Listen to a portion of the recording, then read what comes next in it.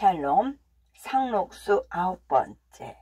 그런데 우스운 일이 많지요. 저 사람이 처음엔 자꾸만 우리 회에 들겠다고 하니까 동혁이 말이 어느 시기까지는 누구나 다 드릴 필요가 있다고 찬성을 해서 입회를 시켰더니 얼마 동안은 나도 상의를 해보겠다고 제 딴엔 열심히 따라 댕겼는데, 그래서요?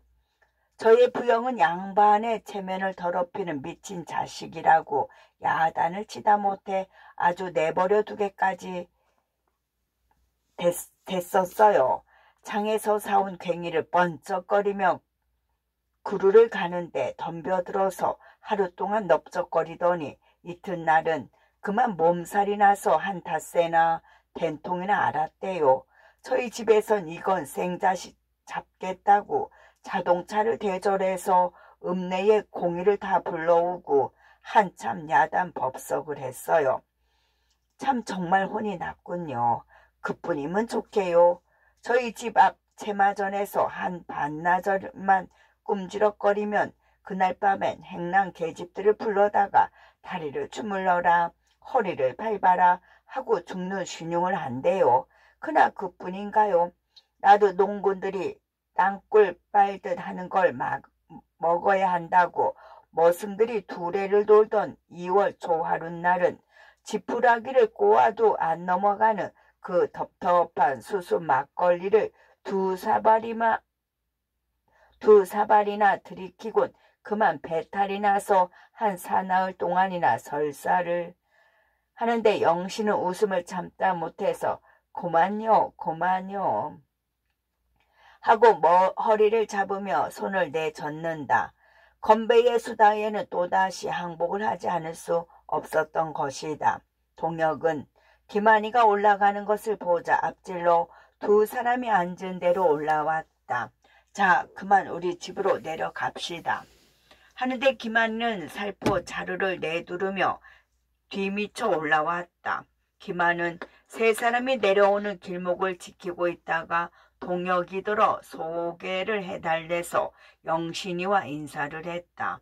김한이는 영신이가 조면이건만 M대학 정경과에 졸업 논문을 쓰다가 신경쇠약에 걸려서 나왔다는 것과 벼랑강 궁조란 이 시골서 지내려니 갑갑해서 죽겠다는 것과 그러나 이러한 동지들이 있어서 함께 일을 하니까 여간 의미 깊은 생활이 아니라고 일본말, 조선말 반죽으로 건배의 다음 결을 갈 만큼 식독 늘어놓는다.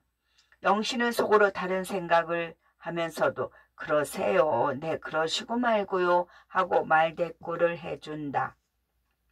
동지라는 말만 해도 귀에 거친데 함께 일까지 한다는 데는 우습지 않을 수 없었다. 첫째, 응달에서만 지내서 하얀 살결과 안경 속에서 사람을 깔보는 듯한 조그만 눈동자며 삶아놓은 개발같이 가냘픈 손가락을 보니 어쩐지 말 대답을 하기가 싫었다. 더구나 옥색 명주 저고리를 입은 것과 회색 부사견 바지를 또 구두가 덮이도록 사북을 쳐들여 입은 것이 바로 보기 싫은 만큼이나 눈꼴이 들렸다. 김한은 안 보는 체 하면서도 영신의 아래 위를 훑어보더니 심심하신데 우리 집으로 놀러 가시지요 하면서 동혁이를 돌아다 보고 우리 동지끼리 저녁이나 같이 먹으면서 좋은 얘기나 듣고 싶은데 하고 양해를 구한다. 그는 영신이가 먼데 찾아온 귀한 손님이라고 대접을 하려는 것보다는 몸이 비비 들리도록 심심한 반에 동리에 처음으로 쳐들어온 신여성을 불러다 놓고 하루 저녁 소견이나 하고 싶은 눈치이다. 제가 거처하는 작은 사랑채를 말끔 중창을 하고 유리를 붙이고 실내를 동경 같은 데에 찻집을 본떠서 모던으로 꾸며 놓은 것과 또는 새로 사온 유성기를 틀면서 이 시골 구석에도 이만한 문화생활을 하는 사람이 있다는 것을 자랑하려는 듯 또 한편으로는 몇 해를 두고 이혼을 보태서 죽느니 사느니 하던 본처를 월 전에 쫓아보내서 영신이 같은 여자를 저희 집으로 한번 끌고 들어가 보려는 것인지도 모른다. 동혁이가 얼른 말 대답을 아니하는 것을 보고 영신은 오늘 저녁은 저 동혁씨 댁으로 가기로 먼저 약속을 했습니다 하고 두 말 못하게 똑 잡아떼었다. 기만은 자존심을 상한 듯 그럼 여러 날 계실 테니까 일간 다시 한번 정하지요 하고 머리를 까딱해 보이더니 무색해서 내려간다. 난 우리 집에까지 따라 내려올 줄 알았더니 제가 할 일 없이 생각만 하고 줄줄 따라 댕기는 데는 학질이야 하고 동혁은 앞을 섰다. 건배는 휘적거리고 동혁의 뒤를 따라오다 말고 멋쩍은 듯이 여보게 약방에 감초도 빠질 차례인가 하고 일부러 돌아서는 채를 한다. 아따 이 사람 화젓가락 운마디 꼬듯 하지 말고 어서 사발 농사나 지러 오게 그려 하고 동혁은 건배를 돌아다 보고 손짓을 한다. 세 사람은 앞서거니 뒤서거니 은행나무 아래로 내려갔다. 어쩌면 인사를 하자마자 대뜸 저희 집으로 가재요? 그러니까 자제도 요새지요. 동혁은 영신을 돌아다보며 웃다가 그 사람은 문제가 없어요. 잘 구슬러 주기만 하면 그만이니까. 하지만 기천이라는 그 형 때문에 큰 걱정이에요. 우리 일엔 덮어놓고서 반대니까요. 반대만 하면 좋겠는데 머리악을 쓰고 회방을 놓아서 마구 대들어 싸울 수도 없고 큰 두통거린걸요. 하고는 쩍하는 입맛을 다신다. 영신이가 형은 뭘 하는 사람인데요? 하니까 입이 궁금하던 건배가 다가서며 대대로 곱사 등이라고 그 자득 고리대금을 하지 뭘 해 먹겠어요. 여러 해면 서기를 댕기다가 요새 명정거리나 장만을 하려는지 면협 의원을 선거하는데 출마를 했다나요. 저희 아버지 버텀도 더 옹졸맞게 생겨 먹은 게 얼리지 않는 양복을 빼지르고 자전거를 타고서 유권자를 찾아 댕기는 화상이랑 참 장관이지요. 그런데 무슨 까닭으로 청년들이 하는 일을 반대하는 건가요? 하고 영신이가 묻는데 어느덧 동혁의 집 앞까지 당도하였다. 동혁의 어머니는 쌀이 문 밖으로 내다르며 어서오오 하고 여러 해 봐왔던 사람처럼 영신을 반가이 맞아들인다.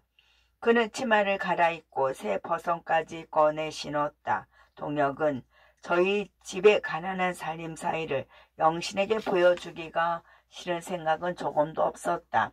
다만 어머니나 아버지나 동네 사람들이 자기네 짐작대로 영신을 저의 새 식감으로 알고 놀리기까지 하는 것이 싫어서 저희 집으로 데리고 들어가기를 꺼렸던 것이다. 그러나 어머니가 얘야 좀 가까이 보자꾸나. 먼 광으로만 보고 어디 알 수 있니? 새 식감을 서너째나 태자를 놓더니만 염분이 따로 있는 줄이야. 누가 알았겠니? 의문스레 굴지 말고 저녁에 꼭 오너라 하고 아들의 뒤를 쫓아다니면서 며느리감을 데리고 오라고 신신당부를 하였다. 사실 정분이 차순이 필례할 것 없이 동네의 새식시들은 동혁이를 믿고 있는데 당자가 아직 장가를 안 들겠다고 새 고집을 세워서 다른 데로 혼인을 한 뒤에 벌써 아들, 딸들을 낳고 사는 중이다.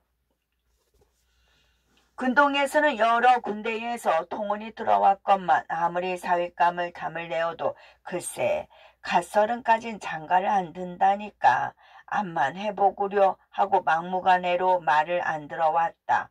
어제 저녁에는 동화도 형과 겸상을 해서 밥을 푹푹 퍼 먹다가 성님 사람이 썩 묻어내 패던데 쇳불도 당김에 빼랬다고 그 덕에 나도 그만 장가나 들어봅시다 하고 뒤뚱거리진 소리를 해서 형은 너도 날 놀릴 셈이냐? 그렇게 급한데 누가 너 점점 장가를 들지 말라든 하고 씁쓸히 웃었다. 한편으로 영신이도 동혁의 생활이 보고 싶었다. 오래 두고 머릿속에 그려보던 것과 같은가 또는 얼마나 틀릴까 하고 적지않이 궁금히 여기다가 동혁이가 거처하는 방으로 들어가서 둘러보고는 놀라지 않을 수 없었다. 구차한 살림이요. 더구나 호랍이라 번쩍거리는 세간이 있으리라고는 상상도 하지 않았지만 그래도 전문 학교까지 다니던 사람이 거처하는 방으로는 너무나 검소하다. 흙바닥에다가 그냥 지직대기를 깔았는데 눈에 새뜻하게 띄는 거라고는 하나도 없다. 윗목에 놓인 책상에는 학교에 다닐 때 쓰던 노트 몇 권이 꽂혔고 신문, 잡지가 흐트러졌을 뿐이요. 아랫목에는 발길로 걷어차서 두루루 말아놓은 듯한 이불 한 채가 동그만히 놓였다. 참 한 가지 잊어버린 것이 있다. 그것은 마벤지로 도배를 한 벽을 붙인 사기 등잔인데 그것도 오늘 지나다니며 들여다본 다른 농가의 것과 조금도 다를 것이 없다. 무엇을 장하게 차린 것도 아니나 눈 어둔 어머니는 부엌 속에서 대그럭거리며 어둡도록 꿈을 거린다. 조금 있자 건배의 안악이 달걀 한 꾸러미를 행주치매로 감추어 가지고 노인의 응원을 하러 왔다. 그 셋이 복성스럽게 생겼습죠. 조금도 신식 여자 티가 없고 아주 서글서글한 게 속 터진 사내 같아서 하더니 이제야 부엌일을 면하시나 봅니다 하고 밥을 푸는 동혁이 어머니 얼굴을 들여다본다. 이번에도 김치국부터 마시는 셈인지 누가 아나. 내 뱃속으로 나왔어도 당최 그놈의 속을 들여다볼 수가 있어야지. 내가 무슨 팔자에 살아생전 그런 며느리를 얻어보겠나 하고 어머니는 한숨을 내쉰다. 박첨지와 동화는 자리를 내어주느라고 마을로 갔는데 윗간에서 저녁을 기다리는 동안 세 사람은 농촌 문제를 토론하고 요새 한참 떠들고 있는 자력갱생 운동을 비판하는데 건배야 안하게 밥상을 들고 들어온다. 참 정말 미안하군요. 여기꺼정 출장을 하셔서 하고 영신이가 일어나며 상을 받아들였다. 동혁의 어머니가 문 밖까지 따라와 눈을 찔끗하고 영신의 얼굴을 들여다보면서 숫째 찬 없는 밥을 대접하신답시고 원 시골 구석이라 뭐 있어야지. 늙은 사람이 한 거라고 숭일랑 보지 말고 많이 자슈 한다. 영신은 일어서며 온 천만의 말씀을 다 하십니다. 들어오십시오 하고 공순히 예를 한다. 괜찮소. 어서 자슈 하고 여전히 허울을 하니까 영신은 말씀 낮춰 하세요 하고 정말 셋이처럼 조심스러이 앉았다. 건배야 안악은 남편을 보고 그런데 두 분이 여기도 조용히 못하게 시리 못하러 줄줄 따라 댕기는 거요. 집에 가서 어린애나 좀 봐주지 않고 하니까 얻어먹으러 다니는 사람이 자리를 가려서야 되나 하고 건배는 소매를 거두며 젓가락을 짚는다. 영신은 매우 유쾌한 그날을 보냈다.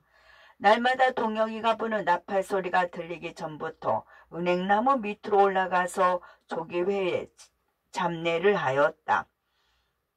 앉기 힘드는 운동은 하지 말고 편히 쉬시지요 하고 동혁이가 말려도 남에게 조금이라도 지는 것을 대기하는 영신은 맨 뒷줄에 서서 끝까지 제조를 하고 또는 여러 사람과 함께 예향가를 불렀다. 동혁이한테 온 여학생이 제조를 다 한다더라 하는 소문이 쫙 퍼지자 2, 3일 동안에 조기 회원이 부쩍 늘었다. 늙으니 옆에 언니들 할 것 없이 모여들어서 무슨 구경이나 난 것처럼 운동장인 잔디밭이 빽빽하도록 들어차는 날도 있었다. 그러나 그네들은 운동꾼이 아니오 구경꾼인 것은 물론이다. 이거 장꾼보통 몇 장수가 많다더니 웬 사람들이 이렇게 모여드나 하면서도 건배는 여러 사람이 모인 김에 여러분 조기회에 참가를 합시오. 아침 일찍 일어나 운동을 한바탕 하면 정신이 깨끗해지고 첫째 소화가 잘 됩니다 하고 구세군처럼 선전을 하다가 우린 밥이 너무 잘 내려서 걱정이라네. 체중이나 나거든 옴세 하고 빈정거리는 사람이 있어서 건배는 아무 말 못하고 뒤통수만 긁었다. 영신은 농회원들끼리만 모이는 일요회에도 방청을 하였다. 처음에는 뒷줄에 가 앉아서 남들이 하는 이야기만 들었으나 나중에는 건배의 동의와 만장의 찬성으로 밤늦도록 이야기할 언권을 얻어서 정석골에서 정한 몸으로 분투하는 이야기며 남의 강제나 또는 일종의 유행으로 하는 소위 농촌운동과 우리가 스스로 깨닫고 자발적으로 더 나아가서 남녀는 물론하고 뜻이 같은 사람끼리 단결할 필요와 언제나 서로 연락을 취하자는 부탁을 하였다.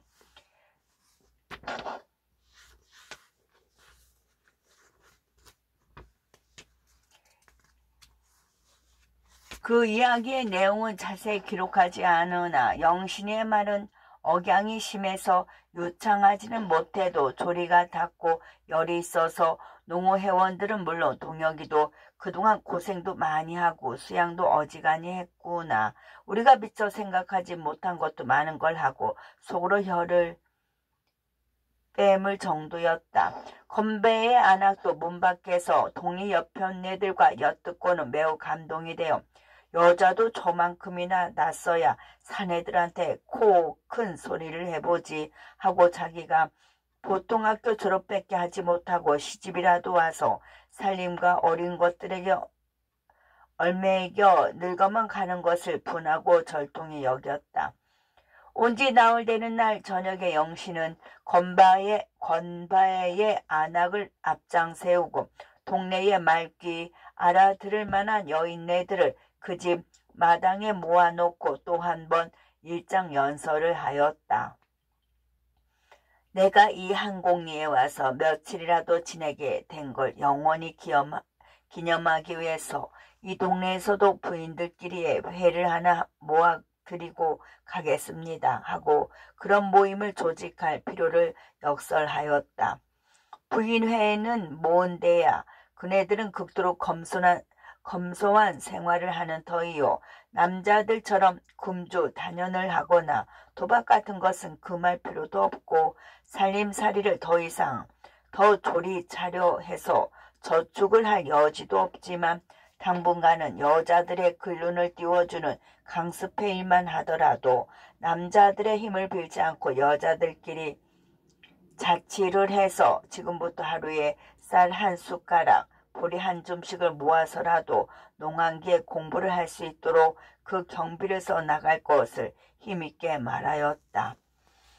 마당 가득히 모인 여인네들은 손 하나 들 줄을 모르면서도 모두 찬성한다는 뜻을 표하였다. 그래서 영시인은 회 같은 것을 조직하는데 훈련을 받아온 터이라 건배의 아내를 회장 격으로 추진해서 한곡리 부인 근로회라는 단체 하나를 조직하였다. 그러고는 앞으로 유지해 나갈 방법까지 세워서 건배의 아내에게 소상 분명히 일러준 후 그 앞으로는 형님 동생을 하자고 해서 의형제까지 맺고 굳은 악수까지 하였다. 그러는 동안 한 가지 몹시 거북한 것은 식사를 할 때는 물론 농우회 석상에서나 마당과 한길에서까지 회원들과 동네 여자들이 이 구석 저 구석에서 수군거리며 뒤를 쫓아다니면서까지 동혁이와 영신의 행동과 눈치를 슬금슬금 살피는 것이었다. 그럴수록 두 사람은 털끝만큼도 이상한 눈치를 보지 않았다. 그저 처음 대하는 손님과 다름없이 대면대면하게 굴었다. 그 뒤로 김한이는 영시인을 정하려고 몇 번이나 동혁의 집으로 행랑 아범을 보내고 머슴을 시켜 청좌하는 편지까지 보내곤 하였다. 동혁은 그분이 왜 우리 집에 있는 줄 아니? 해서 돌려보내기도 하고 전달해 달라는 편지를 받아두고도 영신에게 전할 필요를 느끼지 않았다. 영신이가 그런 편지를 직접 받더라도 몸이 불편하다고 핑계를 하든지 해서 이른바 초대회에 까닭 없는 주변 노릇하기를 거절하였으리라. 동네의 가난한 사람들을 위하는 일이나 무슨 집회 같은 데는 자발적으로 출석을 하였지만 기만이의 심심풀이를 해주거나 그런 사람이 자랑하는 생활을 보기 위해서 더구나 홀로 지낸다는 남자를 찾아가고 싶지가 않았던 것이다. 사업을 위해서는 소 갈 때 말 갈 때 없이 다니나 이런 경우에는 처녀로서의 저신을 가지고 조심하지 않을 수 없는 것을 잘 알고 있었기 때문이다. 한편으로 김한이는 매우 분개하였다. 제가 얼마나 도도한 계집이길래 내가 여러 번 청하는데 안 온단 말이냐 하고 하인을 세워놓고 몰아대다가 통역이 버틴 못생긴 자제지 저한테 온 여자를 내가 어쩔 줄 아나 어디 얼마나 버티나 보자 하고 벼르기까지 하였다. 그러다가 하루는 낮이 훨씬 겨워서 김한이는 자회색 봄 양복을 말쑥하게 거들고 도금으로 장식을 한 단장을 휘두르며 바닷가 영신이가 유숙하는 집으로 찾아갔다. 영신은 잡지를 보고 누웠다가 몸을 일으키며 어디 가시는 길이세요? 하고 달갑지 않게 맞았다. 하도 여러 번 청해도 안 오시길래 몸이 편치 않으신가 하고 지나가는 길에 들렀습니다. 하며 꾸며대는 말에 영신은 지나는 길이라니 바닷속에 볼 일이 있었나 하고 속으로 웃었다. 이런 궁벽한 촌에서 빳빳한 갈라에 자줏빛 넥타이를 매끈하게 메고 나온 것이 옥색 저고리에 부사견 바지를 입었던 것만큼이나 눈 허리가 시었다. 방으로 들어오라고만 하면 마냥 늑장을 부리고 앉을 것 같아서 멀리 신장로 쪽을 바라다 보고 앉았다가 양복쟁이 서너시 자전거를 타고 지나가는 것을 보고 저게 뭘 하러 쏘다니는 사람인가요? 하고 한마디를 물었다. 김한이는 문지방에 가 걸터 앉으며 안경 속에서 실눈을 짓고 맨 앞에 공마당의 원숭이처럼 허리를 바짝 제치고 자전거를 저어가는 사람을 가리키더니 저게 우리 아니껴 형이요. 저 아니끼 때문에 원 창피해서 하고 김한이는 고개를 돌리며 소태나 먹은 듯이 입맛을 다신다. 영신은 건배에게 들은 말이 있어서 형제분이 뜻이 맞지 않으시는 게로군요 하고 아우의 편을 들은 채 하니까 김한이는 피존을 꺼내 피워 물며 아니끼는 당초에 이마백에 송곳을 꽂아도 짐을 한 방울 안 나올 에고이스트이야요. 돈푼 긁어 모으는 것밖에는 아무 취미도 모르는 인간인데 게다가 면협 의원인가 하는 게 큰 벼슬이나 되는 줄 알고 뽐내는 화상이야 요란하지요. 이래저래 나하고 매사에 충돌이니까요. 오늘 아침에도 대판으로 싸웠는걸요 한다. 왜요? 저녁에 공직자 부스러기들을 대접한다고 주막에 갈부까지 불러다가 밤새도록 술상을 벌여놓고 뚱땅거려서 잠도 못 자게 굴길래 그래서 한바탕 야단을 쳤지요 하고 백판 아무 상관도 없는 더구나 초면의 여자를 대해서 제 형에게 꾸짖듯 한다. 영신은 담배 연기를 피하느냐고 외면을 하면서 참 정말 별 쑥스러운 자제를 다 보겠군 하면서도 하는 소리를 들어보느냐고. 끝.